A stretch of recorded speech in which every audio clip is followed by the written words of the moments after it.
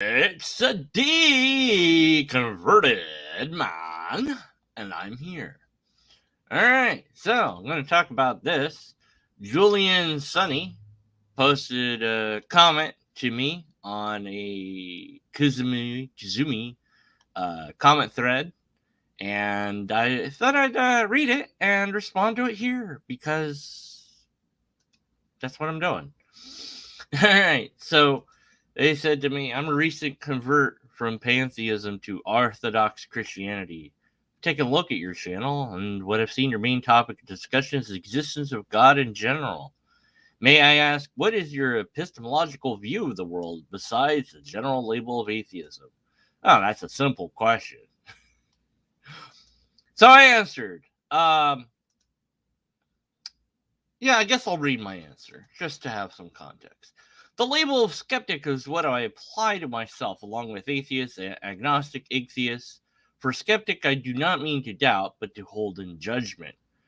For me, I think one should be skeptical if they do not have one or more of these three things: empirical evidence, repeatable tests, valid and sound argument. By one, I mean observed, just not with the naked eye, but with telescopes, microscopes, thermal, etc. Any way that lets you visualize any given phenomenon. For example, magnetic fields can be seen via iron filings. By two, I mean repeated tests, preferably done in the most controlled way, perhaps with blind, double-blind methods if applicable. Testing rids us of false claims of ESP or sleight of hand. And with three, one needs to know formal and informal logic. I focus mostly on the latter. But you do not need this if you have one or two. I should have said you do not need an argument, not to say that you don't need to know lot. Yeah, you still need to know this, but okay, whatever. Anyways, yeah, you don't need an argument if you have one or two. I'm pretty sure it's impossible to have a valid and sound argument without one or two, but I could be wrong. Haven't been so far, but we'll see. I go on to say, if there's anything God, then we would find it via these methods. Yet these methods are not used, rather, arguments are used. And all arguments I've read or heard thus far for any God have logical flaws, most likely because God is nothing other than an object of the mind, similar to numbers, letters, musical notes. It's a concept invented by humans and that has evolved through time with humanity. If it's anything more than this, there's simply nothing of it to support it that I've come across of as yet. I used to be Christian and deconverted because there was no evidence to support it. Looking into the archaeology was key there, finding little to nothing to support much of it, and much to suggest forgery was used to find important places. I'm not impressed with the apologetics that has been done on archaeological finds to make them seem more important than they are. Mostly, people tend to focus on the text of the Bible. To borrow some phrases I've heard, the real world, as it actually is amazing enough. We're made up of atoms that come from stars that exploded. We are stardust. We're part of the universe, a way for it to know itself. All of this is amazing enough. We do not need to add magic on top to make it more so. No one's bothered when you say goblins do not exist. No one cares if you say there's no ogres. No one blinks an eye if you say there's no dragons, but people blanch when you say there's no God. I view the world, broadly speaking, as it presents itself to me and others, as it is, and I see the best tools we have to study it: science, reason, and logic. If you have facts, you do not need faith. Now, I think that was a pretty clear and concise way to answer his question. Maybe not. I don't know. I hope it. I hope it does. I mean, that's my epistemology. Okay. So his response: I don't think skepticism is an ontological position. Well, that doesn't matter. You asked me what my epistemology is. This is what my label is, and what I mean by it is to withhold judgment. So, anyways,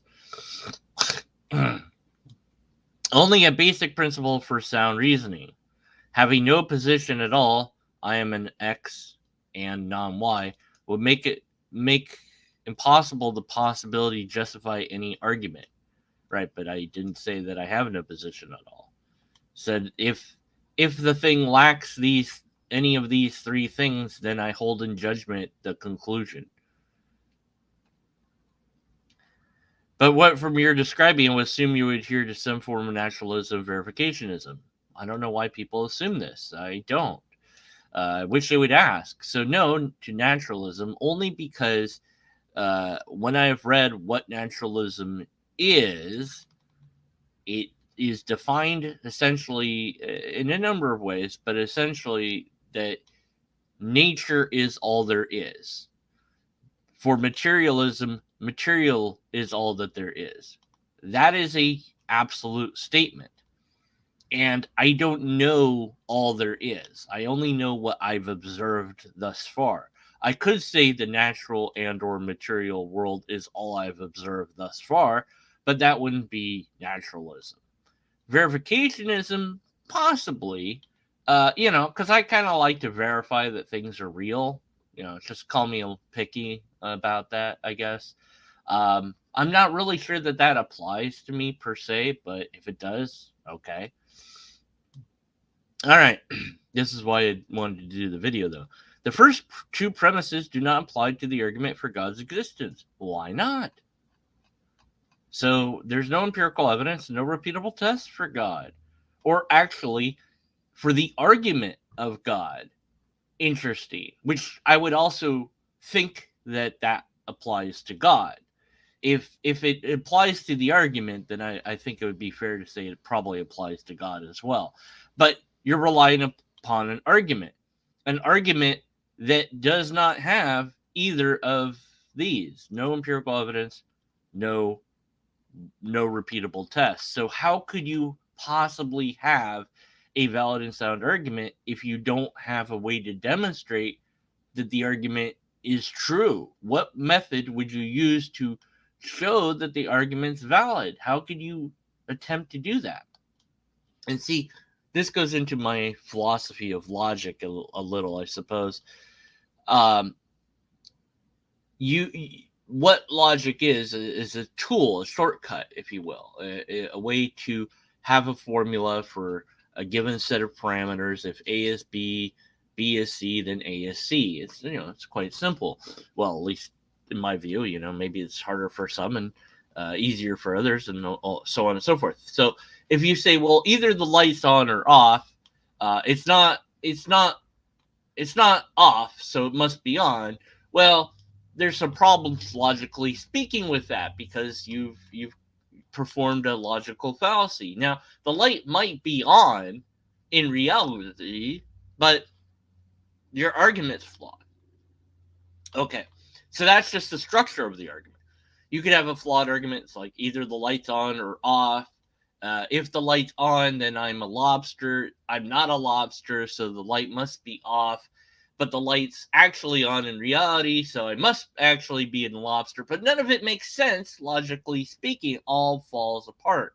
Now, what the true state of the light actually is independent of the argument in full. But how do you find out what the light is? Well, pointing out the fallacies is great. But all it does is tell you to withhold judgment of the conclusion. You don't know if the light's on or off because the argument sucks. So you're going to hold in judgment the idea that it's on or off until they fix the argument. Go fix your argument, come back when you have a solid argument, and then try again. Either the light's on or off. It's not on, therefore it's off. Hey, look, it's valid and sound. Great job. Good. I agree. Okay, no problem. But we still have to check with reality to find out what the true state of the light is. So logic has a limit to it, that you have to see what reality actually is to find out what logical fallacies the argument has in it. Sometimes, not always. Sometimes it's clear from the setup of the argument and the how you structured it or what have you. But other times you have to check with reality to see if it's actually true that somebody is or is not a lobster. How could a lobster be giving an argument? That's not something that we see in reality. So whatever the argument contains, if it's hinging upon the person being a lobster, then there's fallacies there, and you don't even need necessarily to know what the labels of the fallacies are to say I'm just skeptical of the conclusion. Okay. So there's no empirical evidence or repeatable tests for God's existence, since inductive reasoning only works probabilistic and can only go so far in proving something beyond its basic assumptions about the natural world. The problems raised by Hume regarding causality or the laws of physics being uniform in space-time still stand as shown by thinkers like Quinn, Russell, Whiteheart, Gödel. And on the third point, it seems you're describing normalism or maybe a less extreme type of anti-realist position. Oh my word, lots of words here. So this guy's gotten deep into philosophy, and I don't necessarily, the philosophy I do is just I focus on logic, and that's it. I don't care about the rest of it. Well, why does the argument for God's existence not have empirical evidence or repeatable test? Well, according to this guy, inductive reasoning only works probabilistic. Okay, but I'm not using inductive reasoning. I'm using empirical and or testable verification. Now, does that go only so far? No. It studies what can be studied. There's a actual world here to be studied. There's an actual universe to be looked at and observed. And that's what science, broadly speaking, does. Now, yes, we can refine science and make it better. And as we understand more about how things work, I'm sure that logic itself will be updated to fit that understanding. But here comes the problem. Can only go so far in proving something beyond its basic assumptions about the natural world. This is an assumption made by some apologists and some theists. No, you're not making any assumptions about the world at all. When you simply go to study the world, you do not need to make any assumption at all about the natural world. You simply observe it and write down your findings. So you can go outside, look at the trees, Well, yes, you can look at a tree and you can write down everything that you observe about the tree. Take a picture of the tree. You can draw the tree. You can, take some samples of bark and leaves and branches and sap and study all of those things and write down everything that you found out about it. Put them into, put the sap into some sort of device to find out what it's made out of. And, you can do all sorts of things to it to discover more about it. And at no point do you have to assume anything about it at all. You're letting it tell you about itself. Now, to ensure that you haven't fooled yourself, it's good to then take all that published material and send it out to somebody else that's really interested in doing the same thing. And maybe they have done the same thing and say, hey, did you come to the same results as I did, or did you come to different results? And let's see what happens. And that's the peer review part. More eyes, more people on the thing, and if we can remove the human error as much as possible, great. So we'll do that. So instead of maybe a human going out and poking the tree and getting it sap, we'll have a robot do it, because then it can do it the same way every time. And and we'll have the same age tree in the same in the same location, and we'll reduce the all the variables as much as possible so we can see what's going on. Well, does any of that need any assumption? No. You're just eliminating factors that might influence the finding out about the result. Now, maybe, of course, you want trees in different locations, and maybe you want different size samples or whatever. Okay. But all of that requires no assumption at any point. You don't have to just assume that the world is natural. No, you don't have to assume anything. You allow it to tell you what it's about. I don't care about Hume. I don't care what he did or didn't do. I don't care about any of these other thinkers. Just don't. And here's the appeal to authority. So this person wrote stuff about stuff. Yeah, that's nice. And so what? Well, they were really smart. Okay, and so what? Well, they were an expert in ZYXB. That's nice. So what? In other words, it doesn't matter who says it. What matters is it actually true? So, the ideas that they had, how did they come to those ideas? How did they arrive at that conclusion? What methods did they use? And if it's not the scientific method, okay, then it's some other method. But then that method would have to be demonstrably demonstrated to work every time. And if we're talking about philosophy, well, the only system other than science and philosophy that has a system that I know about is logic. So are the things that these people produced a logical argument or not? If not, guess what? You have to be skeptical of their conclusions. I don't know about this part. I have no idea what he's talking about. A valid and sound argument, you can have that if you actually have, a real thing that you're arguing about. Then you'll have a valid and sound argument. Otherwise, you probably won't have a valid and sound argument. Not always, because you could have a conclusion that's true independent of the argument, but that doesn't matter. So there's the fallacy. This is one I dislike, but it's there, and it is the way it is.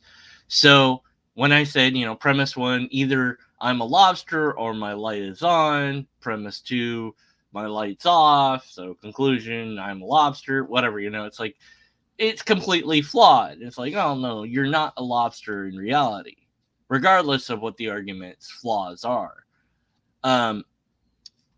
But you could also have it be that the light's on or off. I'm a lobster, therefore the light's off. But in reality, the light's on. Well, that's, again, you can't reach that conclusion with the argument. So the reality is independent of the argument being bad. So yes, your argument's bad, but that doesn't mean the conclusion is false. It means we have to be skeptical of the conclusion. We have to hold the conclusion in judgment. We cannot say one way or the other because the argument sucks. Okay, so now your example with goblins is a false analogy because existence is not a real predicate. Huh? What? It isn't? Who says? What do you mean by that? I don't know. Since it cannot be applied to God. Why not? Goblins don't exist. Other than as something that we made up. So how is that not a real predicate? I have no idea what this means. Somebody tell me what the hell he's talking about, because I have no idea what he's saying here. I honestly don't. I have no idea what this means. But why can't it be applied to God? How do you know it can't be applied to God? How do you know anything about God? Which is meta-existence. Huh? Reality beyond the uncertainty of sense data. Do what now? How is God that? How do you know? What does that even mean? And I say real in the Kantian sense. What? What? What? What are you saying? Where the phenomenon, simple presence of sense-perceived object, is contingent upon the metaphysical realm, no, whatever that word is, nomenon, whatever, I don't know. We can prove the latter one as being independent of the human mind. We can? I don't think we can. Through the existence of transcendental categories. What the fuck? Laws of logic, syntax, meaning, language, mathematical objects like numbers and geometric shapes, etc. Those all exist in your brain. Those don't exist separately from your brain. This is, I don't know, dualism, I guess. So some people believe this weirdness of that the laws of logic are separate from human thought. In that, if no now we're gonna have to assume that humans are the only intelligent thing in the universe for a moment. Okay, no humans, same universe, just no humans. Okay, in that universe, there would be no one to make the laws of logic. The laws of logic, if true, would still apply, but nobody would be there to name them. Nobody would be there to describe them. Nobody would be there to point them out. It's just if that's how things work, then it's how things work. But the idea, the concept, requires people to conceive of it. It is nothing more than an abstract object of the mind. It doesn't exist, quote, out there. And I know people like to play with metaphysics to go, no, but it does, because the laws of logic are beyond us. No, they're not. They're part of the universe. They're part of how things work. If things were different in the universe, physics was different, then the laws of logic could be different. In a different conceivable universe, or even an unconceivable universe, you could have different laws of logic. You could have different logic in full. You could have no logic, maybe. I don't know. But that's the thing, is this isn't this doesn't exist beyond our brain.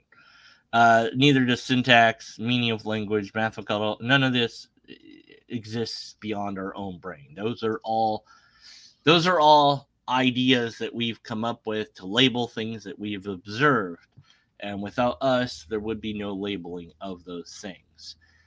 So that is not a transcendent anything. It's just an object of the mind, which is what God is, in my view. All right. If things like Cantor's infinites and Mandelbrot sets and Newton fractals are real, what the fuck is any of that? I don't know. I'd have to look at all of that up. I have no idea what he's saying about. Then it follows they must reside in an absolute intelligent mind. Why? Why would that have to be? I mean, why? Just because you can't think of some other way that they would exist? Generically called God. Oh, okay. As no brain is capable of conceiving something of sorts which is infinite, and was proven to exist only with the development of modern computers. Really? How do you know that? How do you know that no brain is capable of conceiving something of sorts which is infinite? What? I mean, now what's interesting to me, of course, is he asked me what my epistemology is, and I told him. But see, did he want to understand me, or did he want to debate me? Because this should have been the end of it, I think. It should have been, I tell him my thing, he says thank you, that's it. But no, it's like, well, no, here's why everything you said is wrong. Well, no, it's my view of how things are. It's not wrong, it's how I view things. How you view things is how you view things. All of this, to me, is word salad. Period. I have no idea what half of what you said means. You're way deep into philosophy that I have no idea about and I could care less of. Simply put, oh well, you need to learn philosophy. No, I don't. I don't care. Why? When you're this deep in, you can make things seem sophisticated that aren't. This is very basic. Either there's a thing, God, that actually exists like we do, or there isn't. Goblins, ogres, and dragons do not exist. They are made up. We made them up. As far as I can tell, God is the same sort of thing. I could be wrong, but I have no reason to think I'm wrong. All this guy does here is assert things about God that are not demonstrated, and agree with me that the argument doesn't have empirical evidence, repeatable tests, which means, I think, you couldn't have a valid and sound argument. All right. So I just said, you asked my stance. I explained it. If you want to talk about your ideas, email me and we can set up a talk on my channel. My email is on my About page. And yes, we can't, apparently, sometimes we can't post emails addresses because YouTube eats them. Sometimes it doesn't. I don't know. So whatever. Okay. I've got a lot of chat to read through that I missed. So hi to SK.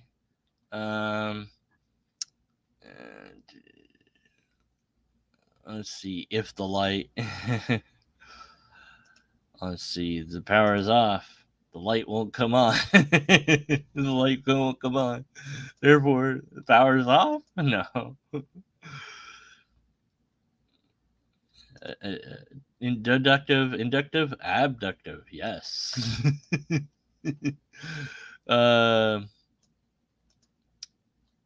Yeah, except for those mired in hard self-illusion, who argues about the existence of trees?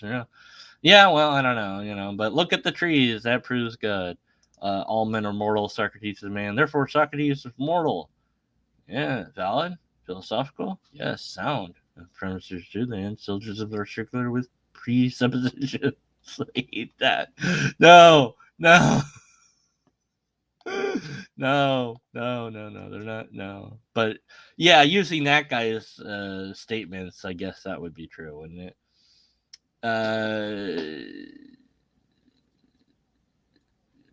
If transcendent logic doesn't, I don't know. I mean, what he's saying by transcendent isn't what, like,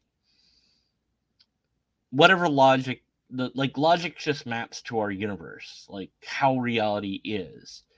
And so if reality was different, then logic would be different. So what it seems like he's trying to say is, like, logic is separate from us and, like, exists without brains or something. And it's like, well, kind of, but not really. Like, I don't know. It's hard for me to explain. Okay, let's see. Where's Hans said?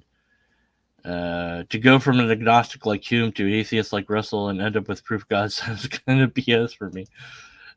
Your epistemology, what does your or someone else's view have to do with his burden of proof to somehow demonstrate his worldview as his claim? Well, good point. But he asked me, so I mean, it was just kind of there. So I was like, all right, sure, I'll give you mine.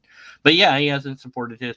What's so interesting about this is the admittance of, I don't have empirical evidence or a repeatable test, but that doesn't matter because, I don't know, some philosopher said it doesn't matter or something, like, well, we can't use it for this. Can we? Can we not? Like, oh, you can't prove whatever it is, like, I've heard people say, oh, you can't prove you love somebody.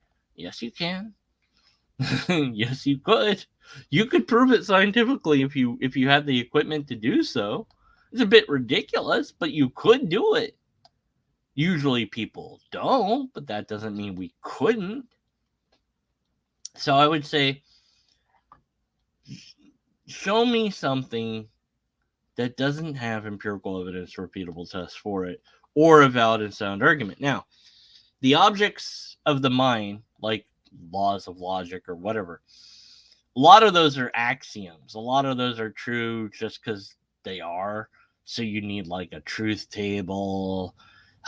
You need, like, a bunch of, things to show it. But then you have to say, well, but how do we know a truth table really works? You could go down a rabbit hole of saying, well, we don't know about that. We don't know. It's like you have to have something where you say, this is how the dang thing works, like mathematics. Like, here's how it works. Why does it work? Why is plus the way it is? I don't know. It's just, that's what it is. That's what it means.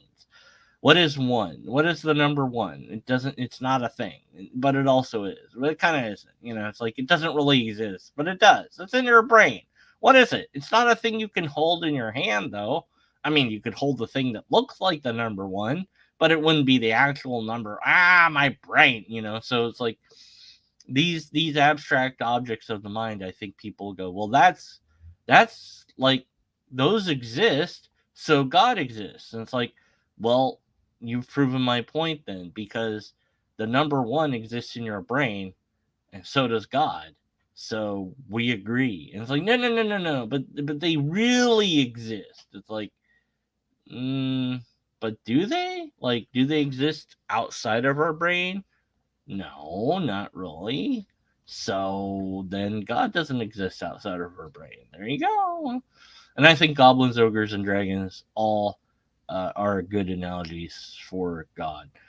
But yeah, I think he missed my point. It wasn't really an analogy; it was a comparison. People don't care when you say there's no goblins, ogres, or dragons. They don't care. Nobody cares. Well, maybe like one person does. Maybe somebody somewhere does. But um, most people don't, and you would probably find it ridiculous if somebody believed in goblins, ogres, or dragons. But for that person, they could say, well, you see, just because you don't have empirical evidence of a goblin doesn't mean they don't exist. Just because you can't test it doesn't mean it's not real.